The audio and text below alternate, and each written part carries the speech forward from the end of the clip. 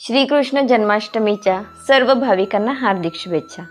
आज आम्ही आमच्या एरियामध्ये साजऱ्या होणाऱ्या जन्माष्टमीच्या सोहळ्यामध्ये सहभागी झालो होतो। अतिशय सुंदर असं फुलांचं डेकोरेशन इथं केलं होतं। श्रीकृष्ण आणि राधा यांच्या सुंदर मूर्ती इथे सजवल्या होत्या।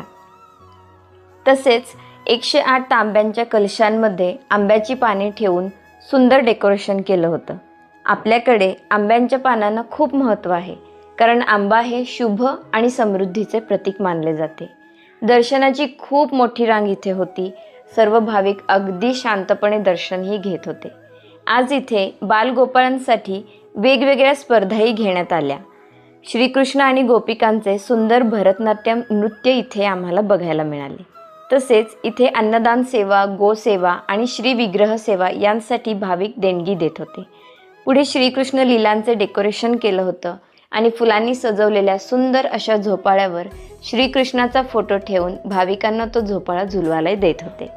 त्यानंतर हातावर पाणी देऊन हात स्वच्छ करून मंथन दोरीने दही घुसळून त्याचे लोणी काढण्याचा आनंदही भाविकांना मिळत होता आणि त्यामुळेच मुलांनाही खूप मजा आली।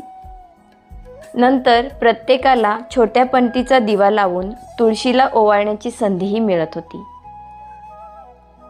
यानंतर पुढे वेगवेगळे सुरेख देखावे होते आणि व्हॉलेंटियर्स त्याबद्दल माहिती देत होते। या देखाव्यामध्ये माणसाच्या आयुष्यातील प्रत्येक टप्प्याचे स्टॅच्यू बनवून त्याचे आयुष्य आणि मृत्यूचे सत्य सांगितले गेले। तसेच गीतेतील विशेष श्लोक आणि त्याचा अर्थही सांगितला जात होता। मोठ्या प्रमाणात भक्तगण या सर्व गोष्टींचा आनंद आणि माहिती घेत होता। व्हॉलेंटियर्स सर्वांना अगदी योग्य मार्गदर्शन करत होते। तसेच श्रीकृष्णाच्या गीतेसहित विविध पुस्तकांचा संग्रह देखील इथे होता।